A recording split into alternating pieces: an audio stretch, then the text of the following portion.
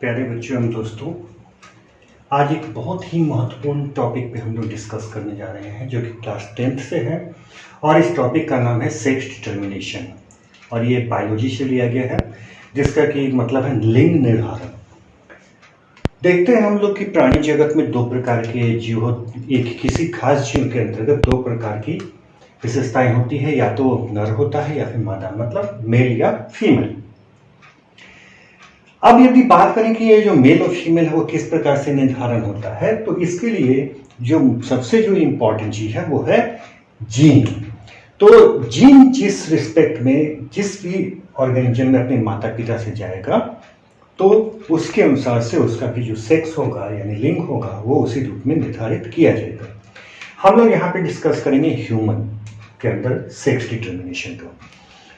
तो ह्यूमन जो है उसमें हम लोग जानते हैं, पहले पढ़ चुके हैं कि जो क्रोमोसोम की जो संख्या है, क्रोमोसोम की जो संख्या है किसी सेल के न्यूक्लियस में वो 46 होता है।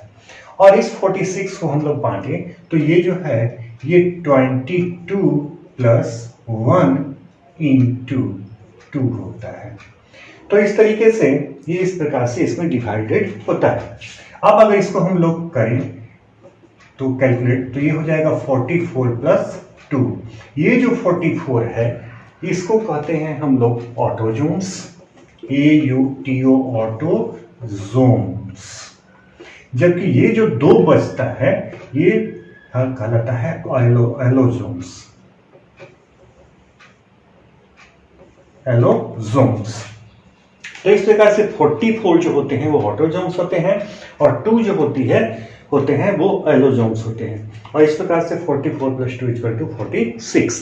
तो किसी भी पर्सन के, चाहे वो मेल हो या फीमेल ह्यूमन, उसके अंतर्गत हर एक कोशिका के न्यूक्लियस में जो है वो 46 क्रोमोसोम्स पाए जाते हैं। अब यही जो ये जो क्रोमोसोम है जिसको कि एलोजोम्स का नाम दे रहे हैं, यही यदि कोई मेल है तो उसके अंतर्गत, यानी कि अगर कोई मेल है तो इसके अंतर्गत 44 प्लस x और y होंगे। तो 44 ये हो गए, ये हो गया 45, ये हो गया 46। तो इस तरीके से 46 हो गया। अगर ये फीमेल है, कोई लेडी है, तो उसके अंदर 44 तो एक कॉमन होंगे और प्लस x, तो इस तरीके से क्या होगा, ये भी 46। अब यही जो ये तो देख रहे हैं हम लोग कॉमन है, तो यही जो है ये डिपेंड करेंगे कि अगला जो होगा वो मेल होगा कि फीमेल होगा।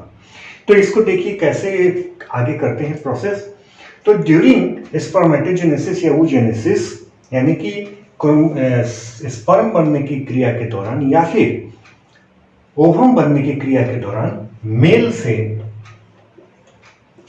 और oogenesis में फीमेल से, फीमेल जो है, मेल जो है वो X और Y ये दो प्रकार के स्पर्म्स को रिलीज करती हैं, जिसके अंतर्गत क्रोमोसोम होते हैं।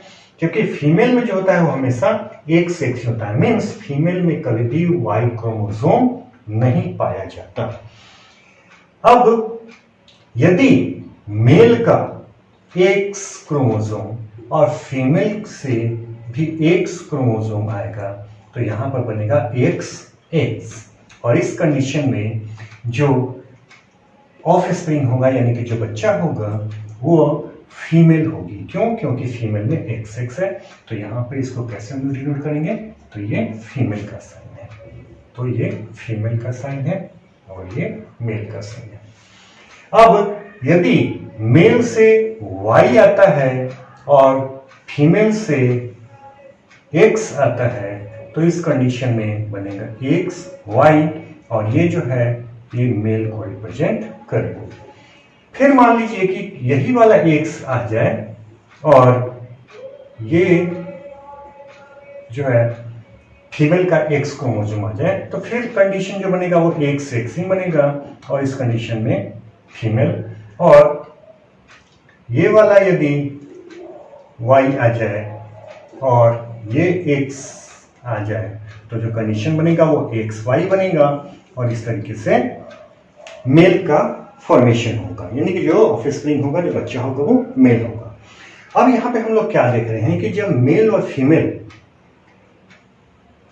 यानी कि माता पिता जब बच्चे को उत्पन्न करते हैं तो यदि जब तक हम टेस्ट ना कराए हों तो जो बच्चा होने की जो प्रोबेबिलिटी है वो क्या है, संभावना जिसको कहते हैं हिंदी में। तो जो प्रोबेबिलिटी है उसमें हम लोग क्या देख रहे हैं, संभावना की बात करें तो उसमें देख रहे हैं क्या, तो कितने हुए, तो 2 जो है वो फीमेल है और 2 जो है वो मेल है।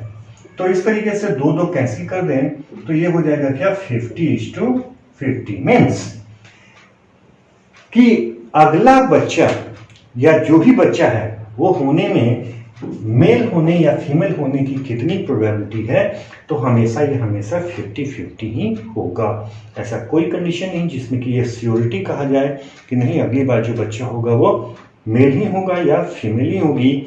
ऐसा कुछ भी डिटर्मिनेशन 100% कोई नहीं कर सकता।